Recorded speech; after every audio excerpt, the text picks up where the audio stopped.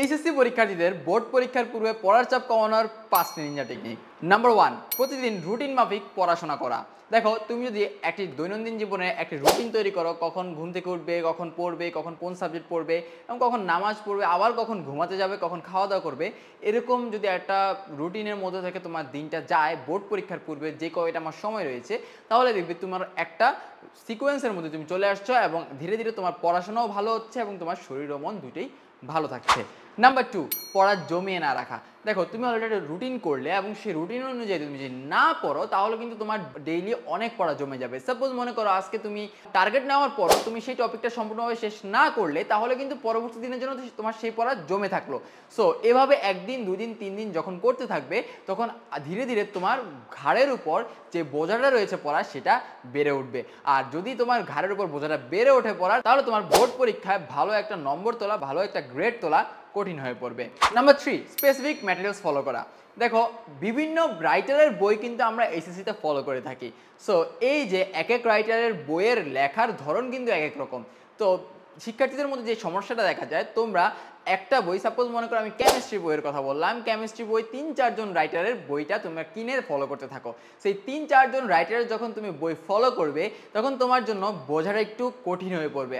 আর এই যে বোঝার যে বিষয়টা রয়েছে, সেটাতে যেন তোমার জটিলতা পোহাতে না হয়, সেক্ষেত্রে আমি তোমাকে সাজেস্ট করব যে তুমি যে কোনো স্পেসিফিক একজন রাইটারের বই ফলো করো। নাম্বার 4, প্রাইভেট টিউশনের পাশাপাশি নিজে পড়ার চেষ্টা করা। দেখো, আমরা কিন্তু সকলেই কলেজে যাই, কলেজ থেকে একটা পড়া দেওয়া হয়, এরপর আমরা প্রাইভেটে যাই, প্রাইভেট থেকে একটা পড়া দেওয়া হয়। এই পড়াগুলো আমরা শেষ করি, শেষ করে এখানেই কিন্তু আমরা শেষ হয়ে যাই। এরপর আমরা ফোন টিপি, একটু ফোন ইউজ করি, বাইরে আড্ডা দিই, বন্ধুদের সাথে ঘুরতে যাই। এই জিনিসগুলো একটু আমরা বোর্ড পরীক্ষার পূর্বে অ্যাভয়েড করার চেষ্টা করব। কারণ তুমি যেই সময়টা আড্ডা দিবা, যেই সময়টা ফোন ইউজ করবা, সেই সময়টায় তুমি প্রাইভেট টিউশনির এবং কলেজের পড়াগুলো শেষ করে যদি নিজে পড়ার প্রতি সময় দাও, তাহলে কিন্তু তোমার পড়াটা খুব দ্রুতই শেষ হয়ে আসবে, অর্থাৎ সিলেবাসও তোমার শেষ হয়ে আসবে। আর এই যে যদি সিলেবাসটা শেষ হয়ে আসে খুব দ্রুত, তখন তুমি রিভিশন করার সুযোগ পাওয়া, আর রিভিশন করার সুযোগ পেলে তোমার এইচএসসিতে ভালো করার চান্স অনেক বেশি।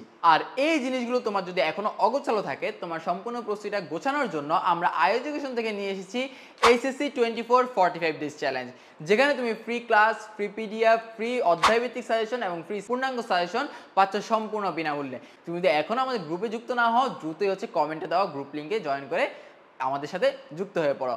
আর তুমি যদি তোমার অ্যাডমিশন যাত্রা এখন থেকেই মসৃণ করতে চাও বা এক ধাপ এগিয়ে থাকতে চাও, তার জন্য রয়েছে ডিইউ টার্গেট আইসিইউ ব্যাচ আমাদের, যেখানে তোমার ঢাকা বিশ্ববিদ্যালয়ের টার্গেট করে আমরা পড়াবো বাংলা, ইংরেজি এবং সাধারণ জ্ঞান। সো অফারে কিন্তু আমাদের ভর্তি চলছে, তোমরা যদি এখনও ভর্তি না হয়ে থাকো, দ্রুতই আমাদের পেজে মেসেজ দিয়ে ভর্তি হয়ে যাও। এখানেই কিন্তু শেষ নয়, তুমি যদি এইচএসসি 25 ব্যাচের হয়ে থাকো, তোমাদের জন্য রয়েছে আমাদের ডাবল ইবিআই কোর্স, যেখানে ইংরেজি, বাংলা, আইসিটি এবং ইকোনমিক্সের ক্লাস পাচ্ছ তোমরা। বাংলা, ইংরেজি, আইসিটি এর 110টি লাইভ ক্লাস পাবে এবং ইকোনমিক্সের তুমি সম্পূর্ণ রেকর্ডেড ক্লাস পাবে। তাই দেরি না করে এখনই যুক্ত হয়ে যাও নিচে দেওয়া নাম্বারে কল করে। আর আমার পক্ষ থেকে এইচএসসি এর সকল শিক্ষার্থীদের জানাই শুভকামনা।